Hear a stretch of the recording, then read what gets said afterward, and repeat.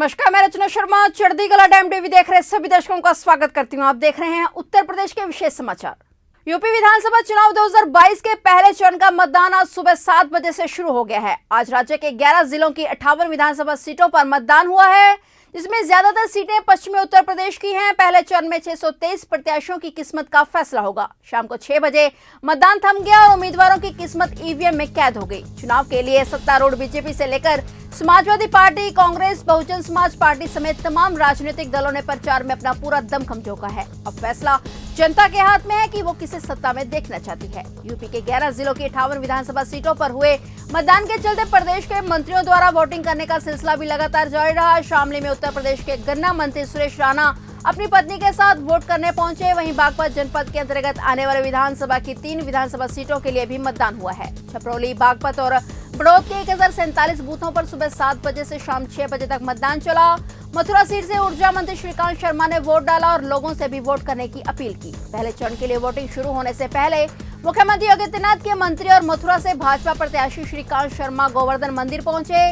वहीं मतदान को लेकर जिला प्रशासन ने भी सुरक्षा के पुख्ता इंतजाम किए हुए हैं। जिले की 7 विधानसभा सीटों पर 60 प्रत्याशियों का भाग्य ईवीएम मशीन में आज बंद हो गया है।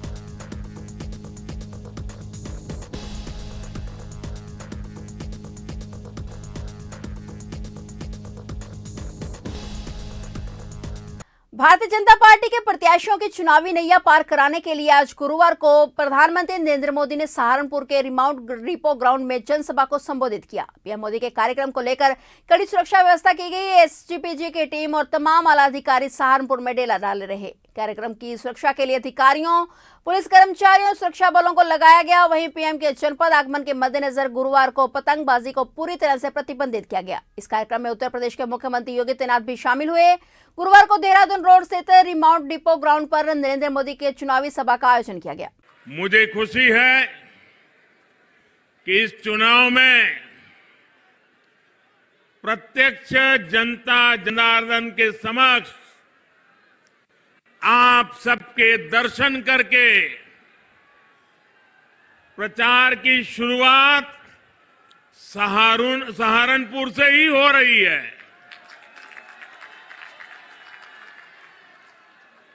और मैं आज यहां से प्रथम चरण के मतदान जो चल रहा है वहां के मतदाताओं की भी क्षमा चाहता हूं। मेरा एक फर्ज बनता था कि चुनाव घोषित होने के बाद उनके बीच में जाऊं, लेकिन मैं जा नहीं पाया था। इलेक्शन कमीशन ने कुछ मर्यादाएं रखी थी। वर्चुअल तो समिट में जरूर उनसे मिल लिया था, लेकिन रूबरू जाकर के दर्शन नहीं कर पाया था। तो मैं प्रथम चरण के मतदाताओं की क्षमा याचना के साथ दूसरे चरण के मतदाताओं को प्रणाम करते हुए आपके आशीर्वाद लेकर के आज चुनाव अभियान का आरंभ कर रहा हूं।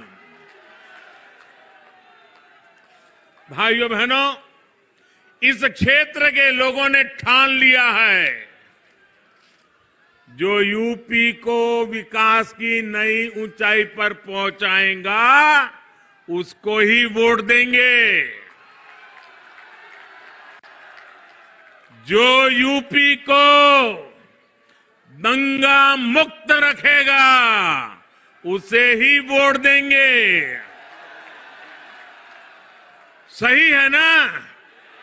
दंगा मुक्त होना चाहिए कि नहीं होना चाहिए? ये दंगों के खेल फिर से आने नहीं देना है ना। जो हमारी बहन बेटियों को भय मुक्त रखेगा हम उसे ही वोट देंगे।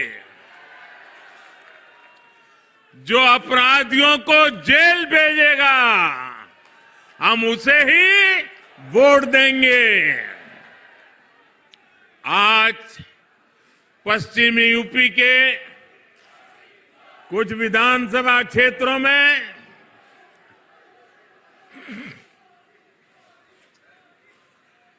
पश्चिमी उत्तर प्रदेश के कुछ विधानसभा क्षेत्रों में पहले चरण का मतदान चल रहा है। अभी रास्ते में जो मुझे पहले ट्रेन की खबर किसी ने दी, मुझे बहुत आनंद हुआ कि ठंड में भी सुबह सुबह लोग बहुत बड़ी बड़ी कतारें लगा करके मतदान के लिए पहुंचे हैं। मैं चुनाव आयोग का, चुनाव की ड्यूटी में लगे सभी कर्मचारियों का और अपनी लोकतांत्रिक जिम्मेदारी निभाने के लिए कतार में खड़े रह करके मतदान के लिए आगे बढ़े हैं, ऐसे सभी मतदाताओं का भी मैं अभिनंदन करता हूं। साथियों, भाजपा ने यूपी चुनावों के लिए अपना जो घोषणा पत्र जारी किया है, ये घोषणा पत्र लोक कल्याण का संकल्प पत्र है।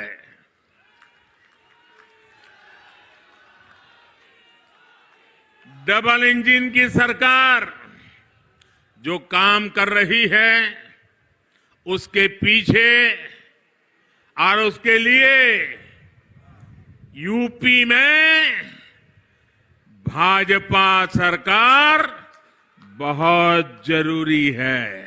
उत्तर प्रदेश के मुख्यमंत्री योगी आदित्यनाथ ने राज्य में विधानसभा चुनाव के लिए गुरुवार को पहले चरण का मतदान शुरू होने पर प्रदेश के मतदाताओं से अपने मताधिकार का इस्तेमाल करने की अपील की। पहले चरण में उत्तर प्रदेश के 11 जिलों की 58 विधानसभा सीटों पर आज सुबह 7 बजे से मतदान शुरू हो गया। सीएम योगी ने मतदान शुरू होने से पहले इन क्षेत्रों के मतदाताओं से सोशल मीडिया के माध्यम से अपील की कि वे मतदान में बढ़ चढ़कर हिस्सेदारी सुनिश्चित करें। उन्होंने कहा कि आज लोकतंत्र के महायज्ञ का प्रथम चरण है। आपके अमूल्य वोट की आहुति के बगैर यह अनुष्ठान पूरा नहीं होगा। आपका एक वोट अपराध मुक्त, भय मुक्त, दंगा मुक्त उत्तर प्रदेश के संकल्प को मजबूती प्रदान करेगा। इसलिए पहले मतदान पर फिर जलपान और तब अन्य कोई काम। सीएम ने उत्तर प्रदेश विधानसभा चुनाव 2022 के प्रथम चरण के मतदान के लिए समस्त मतदाताओं से अपील की कि कोरोना गाइडलाइंस का पालन करते हुए अपने क्षेत्र के विकास, सुशासन व समृद्धि के लिए अधिक से अधिक संख्या में मतदान केंद्र पहुंचकर मतदान अवश्य करें। उल्लेखनीय है कि इस चरण में पश्चिमी उत्तर प्रदेश के शामली, मुजफ्फरनगर, मेरठ, बागपत, गाजियाबाद, हापुड़, गौतम बुद्ध नगर, बुलंदशहर, अलीगढ़, मथुरा और हाथरस जिलों की 58 सीटों पर 10,833 मतदान केंद्रों के 25,880 मतदान स्थलों पर आज मतदान का दिन है। इस चरण में शाम 6 बजे तक हुए मतदान में 11 जिलों के 2.28 करोड़ मतदाता 73 महिला उम्मीदवारों सहित कुल 623 उम्मीदवारों के भाग्य का फैसला ईवीएम में कैद कर पहुंचे।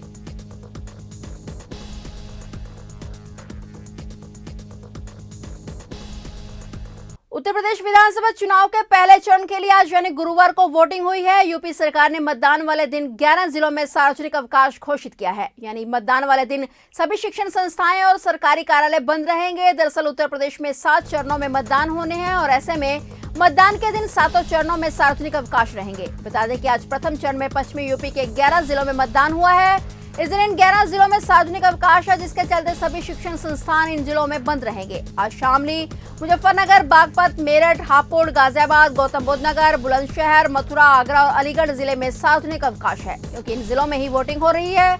इसी तरह अन्य चरणों में भी संबंधित जिलों में सार्वजनिक अवकाश रहेंगे। वहीं दूसरे चरण में 14 फरवरी को राज्य की 55 सीटों पर मतदान होगा। उत्तर प्रदेश में तीसरे चरण में 59 सीटों पर, 23 फरवरी को चौथे चरण में 60 सीटों पर, 27 फरवरी को 5वें चरण में 60 सीटों पर, 3 मार्च को 6ठे चरण में 57 सीटों पर और मार्च को 7वें चरण में 54 सीटों पर मतदान होगा। वहीं यूपी चुनाव के नतीजे 10 मार्च को घोषित किए जाएंगे।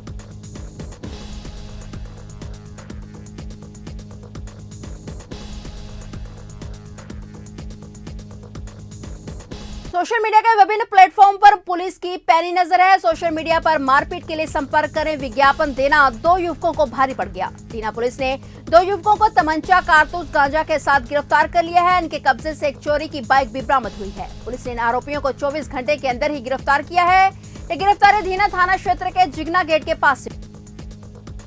देखिए, ये थाना धीना के अंतर्गत जिगना गांव के रहने वाले हैं। 2 निषाद हैं और एक यादव लड़का है। इसमें इन सबों ने बाकायदा प्रोफाइल पे डाला था कि मारपीट के लिए संपर्क करें। तो हमको एक इंजीनियर साहब ने टैग किया था ट्विटर पे यूपी पुलिस के साथ कि ये इस तरीके के अपराधियों ने ये असला लहराया है और इनकी ये प्रोफाइल है। तो वाकई में पढ़ने के बाद, देखने के बाद लगता है कि गंभीर प्रवृत्ति के अपराध हैं। तो जब इनकी गहराई से छानबीन की गई, इनको ट्रेस करके पकड़ा गया, तो ये नशे के आदी भी हैं और नशे का सप्लाई भी करते हैं, और बिहार से लेके आपकी यूपी में कई जगह चोरियां भी कर चुके हैं, बाइक चोरी भी करते हैं। इस तरीके से इनका एक नया गैंग है लड़कों का। इसमें 2 गिरफ्तार हो गए हैं, एक की अभी तलाश जारी है।